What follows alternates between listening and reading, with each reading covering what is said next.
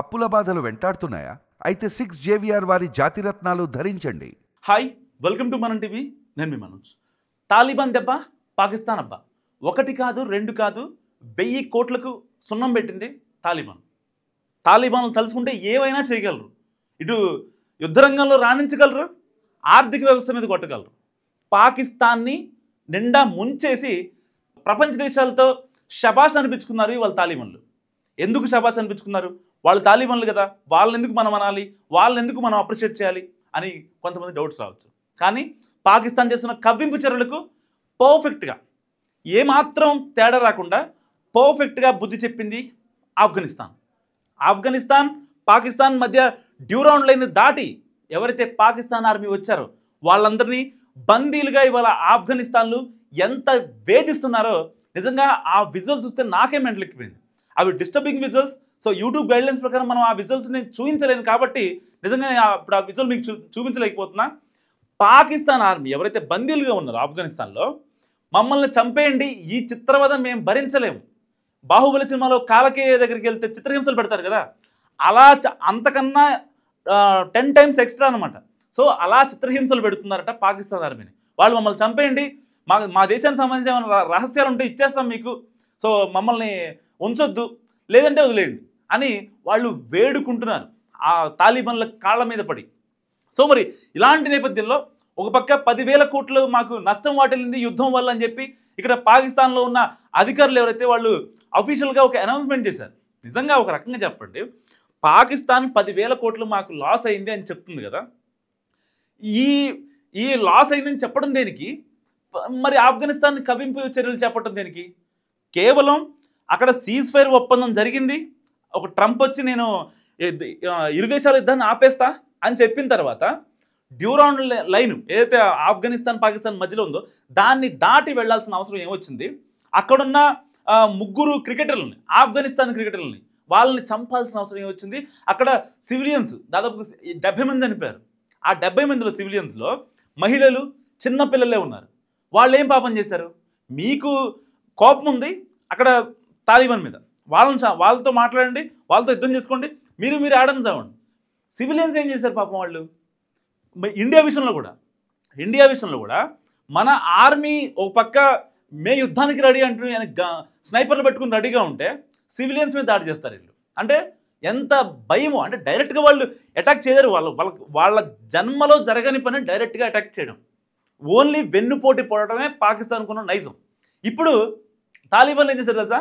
సరదాగా ప్రపంచ దేశాలతో శబాష్ అనిపించుకున్నారు. ఎందుకంటే పాకిస్తాన్ ఆర్థిక వ్యవస్థ మీద పడ్డారు. పాకిస్తాన్ ఆర్థిక వ్యవస్థను ఎలాగైనా సరే దించేయాలి, దాన్ని వాళ్ళు ఇంకా అడుక్కునేలాగా చేయాలి అన్నదే ఇప్పుడు తాలిబాన్ల ఒక ఫస్ట్ టార్గెట్ అనమాట.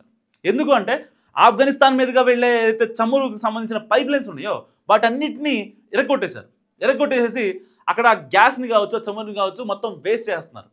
ఇప్పుడు ఒకవేళ ఇది కనుక ఇలా ఒక 1 week 10 days జరిగిందనుకోండి, రేపొద్దున అక్కడ గ్యాస్ దొరకదు, దీని ఇంపాక్ట్, చమురు ఇంపాక్ట్, కనీసం పెట్రోలు డీజిల్ కూడా దొరకని పరిస్థితి. ఇప్పటికీ అడుక్కుతుంటుంది పాకిస్తాన్, ఇంకాస్త ముందుకు వెళ్తే ఇంకా అడుక్కు తినే పరిస్థితి వస్తుంది. అప్పుడు మళ్ళీ ఎవరు రావాలి? ఏ టర్కీ రావాలి, ఏ ట్రంప్ మామ రావాలి. సో వీళ్ళు వచ్చి మాట్లాడితే కానీ పాకిస్తాన్ ఆర్థికంగా కోలుకునే పరిస్థితి ఎక్కడా కూడా కనిపించే ప్రసక్తే లేదనమాట. సో మరి ఇప్పుడు ఎందుకు ఇటు ఇస్లామిక్ కంట్రీస్ కావచ్చు, సౌదీ అరేబియా కావచ్చు, కొన్ని కంట్రీస్ ఎందుకు సపోర్ట్ చేయట్లేదు? ఈవెన్ చైనాను ఆల్రెడీ మోడీ గారు సెట్ చేశారు వెళ్ళి, ఇబ్బంది ఏం లేదు. చైనా పొర్రపాటును కూడా పాకిస్తాన్కి ఏమన్నా అవుతుంది అంటే ఇప్పుడు చైనా అసలు నేను రాను, మీ ఇష్టం, మీరు ఏమైనా చేసుకోండి అనే పరిస్థితి. ఎందుకంటే పాకిస్తాన్కి ట్రంప్ మామ సపోర్ట్ ఇస్తుంది కాబట్టి. ట్రంప్ మామ ఒకవేళ డైరెక్ట్గా వద్దామా, మొన్నటిదాకా నేను నోబెల్ పీస్ అవార్డు గురించి మాట్లాడా, ప్రపంచ దేశాలు యుద్ధాలతో బాధపడుతుంటే చాలామంది చావులు ఆపానని చెప్పిన వ్యక్తి మళ్ళీ ఇప్పుడు ఇండైరెక్ట్గా పాకిస్తాన్ సపోర్ట్ ఇస్తే దుమ్మెత్తి ఇచ్చేస్తారనమాట. మరి అలాంటి వ్యక్తి వెనక ఎవరున్నారు ఏంటి అనేది ఏమాత్రం అర్థం చేసుకోకుండా పాకిస్తాన్ ఇప్పుడు విర్రబీగుతుంది. దీపావళి పండుగ ముందే చూపిస్తున్నారు తాలిబాన్ల చేతిలో. నిజంగా ఒక రోజు కనుక తాలిబాన్లని వదిలేస్తే పాకిస్తాన్ ప్రపంచ పటంలో కూడా కనిపించదు. ఒక పక్క ఆల్రెడీ ఇండియా కొన్ని సంకేతాలు ఇస్తుంది. ఇవాళ మోడీ గారు దీపావళి వేడుకలు మన ఆర్మీ వాళ్ళతో చేసుకున్నారు. అక్కడ బ్రహ్మోస్ కావచ్చు, ఇంకా తేజస్ కావచ్చు. సో ఇవన్నీ కూడా పెద్ద పెద్ద ఫైటర్ జెట్లు, నెక్స్ట్ లెవెల్ ఫైటర్ జెట్లు, వరల్డ్ వైడ్గా బ్రహ్మోస్ గురించి తెలియని వాళ్ళు లేరు, అండ్ తేజస్ గురించి తెలియని వాళ్ళు లేరు. ఆల్రెడీ మొన్న రక్షణ శాఖ మంత్రి గారు చెప్పారు, మన కేంద్ర రక్షణ శాఖ మంత్రి గారు రాజ్నాథ్ సింగ్ గారు చెప్పారు, బ్రహ్మోస్ని కనుక వదిలితే పాకిస్తాన్ మా రేంజ్లోనే ఉంది, లేపేస్తామని చెప్పి ఆయన ప్రపంచ దేశాలకు ఒక చిన్న ఒక స్టేట్మెంట్ ఇచ్చారు. అండ్ పాకిస్తాన్ కూడా దాని మీద రియాక్ట్ అయింది. మేము యుద్ధాన్ని కోరుకోవట్లేదంటూ కూడా పాకిస్తాన్ ఎవరైతే విదేశాంగ మంత్రులు వాళ్ళు మాట్లాడిన పరిస్థితి, మేము యుద్ధం కోరుకోవట్లేదు, మాకు ఎలాంటి యుద్ధం చేయాలన్న భావన లేదని చెప్తున్నారు. కానీ ఆఫ్ఘనిస్తాన్తో అంటే కాలు దూకుతారు, అక్కడికి వెళ్ళి మాట్లాడతారు, వాళ్ళతో సీజ్ ఫైర్ ఒప్పందాన్ని వీళ్ళే క్యాన్సిల్ చేస్తారు. మళ్ళీ తర్వాత 10,000 కోట్లు మాకు ఆ లాస్ అయిందని చెప్పి వీళ్ళు చెప్తారు. అంటే వీళ్ళు ద్వంద్వ వైఖరి నిజంగా. అంటే 4 రోజులు వీళ్ళు కలుస్తుంటే వీళ్ళు అవుతారంటారు కదా. సో ట్రంప్తో స్నేహం చేయడం వల్ల పాకిస్తాన్ కూడా సేమ్ ట్రంప్ లాగా అయిపోయింది. ఒక పక్క ప్రపంచ దేశాలని ఆఫ్ఘనిస్తాన్ కావచ్చు, ఇంకో మన భారత్ కావచ్చు, ఇలాంటి దేశాలను ఇబ్బంది పెడుతున్న పాకిస్తాన్ ఇప్పుడు ద్వంద్వ వైఖరి అవలంబిస్తుంది అనమాట. కేవలం అంటే ట్రంప్ యొక్క ఆయన మైండ్ సెట్ వీళ్ళు కూడా అంటినట్టు ఉంది నాకు తెలిసి. దానివల్ల వీళ్ళు కూడా అలాగే మాట్లాడుతున్న పరిస్థితి. ఓ పక్క ఏమో యుద్ధం ఆపేస్తాము అని వీళ్ళని క్రికెటర్లను చంపేస్తారు, ఓ పక్క ఏమో మేము ఇబ్బంది పడుతున్నాం, మాకు 10,000 కోట్లు లాస్ అయిందని చెప్పి ప్రపంచ దేశాలకి అంటే ప్రపంచ దేశాలు ఆఫ్ఘనిస్తాన్ కావచ్చు, భారత్ కావచ్చు మమ్మల్ని ఇబ్బంది పెట్టాయని చెప్పి ప్రపంచ దేశాల్లో ఒక సింపతి యాంగిల్ చూపించడానికి పాకిస్తాన్ గట్టిగా ప్రయత్నిస్తోంది.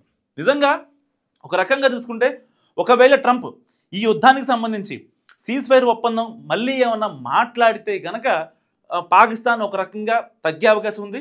సో ఇప్పటికైనా పాకిస్తాన్ తగ్గకపోతే అక్కడ చిరు వ్యాపారులు కావచ్చు వాళ్ళంతా చాలా ఇబ్బంది పడుతున్నారు. ఒకవేళ పాకిస్తాన్ ప్రభుత్వం ఇలాంటి చర్యలే కొనసాగిస్తే కనుక ఇటు భారత్పై కానీ అటు ఆఫ్ఘనిస్తాన్పై అక్కడున్న చిరు వ్యాపారులు ఎవరైతే ఎక్కువ ఇంపాక్ట్ కలిగేవాళ్ళు, వాళ్ళ జీవితాలు నాశనం అవుతూ ఉంటాయి, కనీసం వాళ్ళ తినడానికి కూడా తిండి ఉండదు. అలాంటి వ్యాపారులు సామాన్యులంతా కలిసి పాకిస్తాన్ ప్రభుత్వం మీద ఒక రకమైన దండయాత్ర కూడా చేసే అవకాశం లేకపోలేదు ఇన్ ఫ్యూచర్లో. సో ఇప్పటికైనా ట్రంప్ ఇలాంటి ద్వంద్వ వైఖరి పాకిస్తాన్కి వద్దని చెప్తే పాకిస్తాన్లో ప్రజలు 3 పూట్ల ఆనందించే పరిస్థితి ఉంటుంది. లేదు అనుకుంటే నిజంగా తాలిబాన్లు మెంటలు ఎక్కిస్తారు. దీంట్లో మాత్రం ఏమాత్రం మోమాటలేదు.